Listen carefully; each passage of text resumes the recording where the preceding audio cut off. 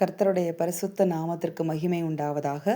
ஆண்டவராக இயேசு கிறிஸ்துவின் நாமத்தினாலே இந்த புதிய நாள் உங்களுக்கு ஒரு ஆசீர்வாதமான நாளாக இருப்பதாக. இந்த நாளுக்கான கர்த்தருடைய வார்த்தை சங்கீதம் 102 13வது வசனம். தேவரீர் எழுந்தருளி சியோனுக்கு இறங்கினீர், அதற்கு தயை செய்யும் காலமும் அதற்காக குறித்த நேரமும் வந்தது. ஆமேன். ஆண்டவர் நமக்கு தயை செய்யும் காலமும் அதற்காக குறித்த நேரமும் வந்தது என்று சொல்லி இன்ற நாள் நமக்கு வாக்கு பண்ணுகிறார். ஆமேன். பாருங்களேன், தேவரீர் எழுந்தருளி நமக்காக தயை செய்கிற அந்த காலமும் அந்த குறித்த நேரமும் வரும் பொழுது ஆண்டவர் என்ன செய்கிறார் அப்படின்னு பார்த்தீங்கன்னா, நமக்காக எழுந்தருளுகிறார். அமேன். நமக்காக எழுந்தருளி அதுக்கப்புறம் என்ன பண்ணுறாருன்னு பார்த்தீங்கன்னா, சீயோனுக்கு இறங்குவீர்.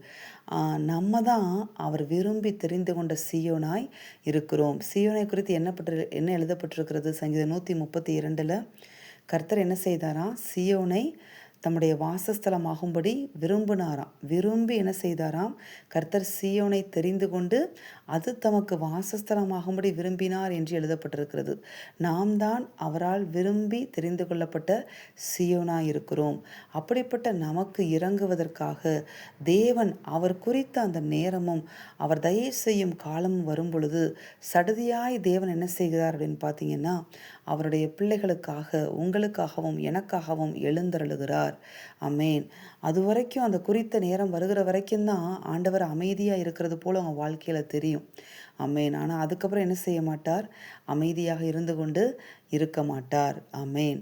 அவர் எழுந்தருளுவார். நானே தேவன் என்று அறிந்து கொள்ளுங்கள் என்று சொல்கிறார் பார்த்தீங்களா? நீங்கள் அமர்ந்திருந்து நானே தேவன் என்று அறிந்து கொள்ளுங்கள், ஜாதிகளுக்குள்ளே உயர்ந்திருப்பேன், பூமியிலே உயர்ந்திருப்பேன் சொல்கிறாரு பார்த்தீங்களா?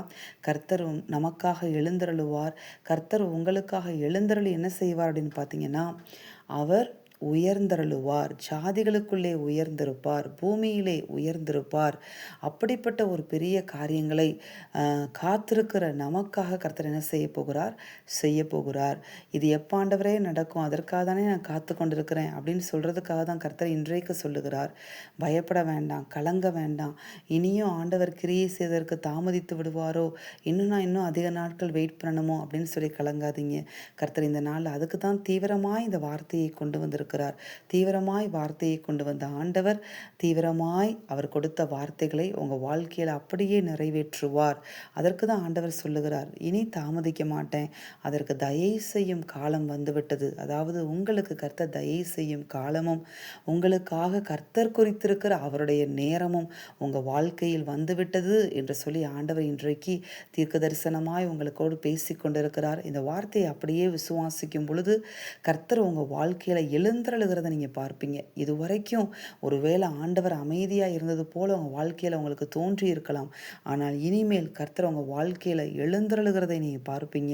உங்களுக்காக இறங்கி உங்களுக்கு நீங்கள் காத்திருக்கிற காரியங்களில் கர்த்தர் குறித்திருக்கிற அந்த நேரம் வந்துவிட்டபடியால் உங்களுக்காக கர்த்தர் தீவிரமாய் செயல்பட்டு அவர் செய்து முடிக்க வேண்டிய காரியங்களையும் உங்களுக்கு கொடுத்த வாக்குத்தத்தங்களையும் தீவிரமாய் நிறைவேற்றுகிறதை நீங்கள் காண்பீர்கள். எப்படி யோசேப்பு தீவிரமாய் காவல் கிடங்கிலிருந்து வெளியே கொண்டு வரப்பட்டு தீவிரமாய் பார்வோனுடைய அரண்மனைக்கு கொண்டு வரப்பட்டு ஒரே நாளில் கர்த்தர் அடிமை என்கிற ஸ்தானத்திலிருந்து ஆளுநர் என்கிற ஸ்தானத்துக்கு மாற்றி வாக்குத்தத்தத்தை நிறைவேற்றினாரோ அதே போல் அவங்க வாழ்க்கையிலையும் நிறைவேற்றுவார்.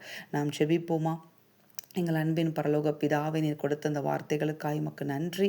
இந்த வார்த்தையின்படி உமக்காய் காத்திருக்கிற ஒவ்வொரு பிள்ளைகளுக்காகவும் நீர் ஆண்டவரை தயை செய்யும் காலமும் உடைய பிள்ளைகளுக்காக எங்களுக்காக குறித்த நேரமும் வந்துவிட்டது என்று சொல்லி நீர் கொடுத்த அந்த வாக்கிற்காய் உமக்கு ஸ்தோத்திரம். நீர் எங்கள் வாழ்க்கையில் சொன்ன ஒவ்வொரு வாக்குகளையும் தீவிரமாய் நிறைவேற்றுகிற உம்முடைய நேரமும் உம்முடைய காலமும் எங்கள் வாழ்க்கையில் வந்துவிட்டதற்காய் உமக்கு ஸ்தோத்திரம். கர்த்தர் இந்த வார்த்தையின்படி எங்கள் ஒவ்வொருவரையும் ஆசீர்வதியும். இயேசுவின் நாமத்தில் ஜெபித்து ஜெயமெடு பிதாவே. ஆமேன். இந்த வார்த்தையின்படி இந்த நாளில் தேவன் உங்களை ஆசீர்வதிப்பாராக. ஆமேன்.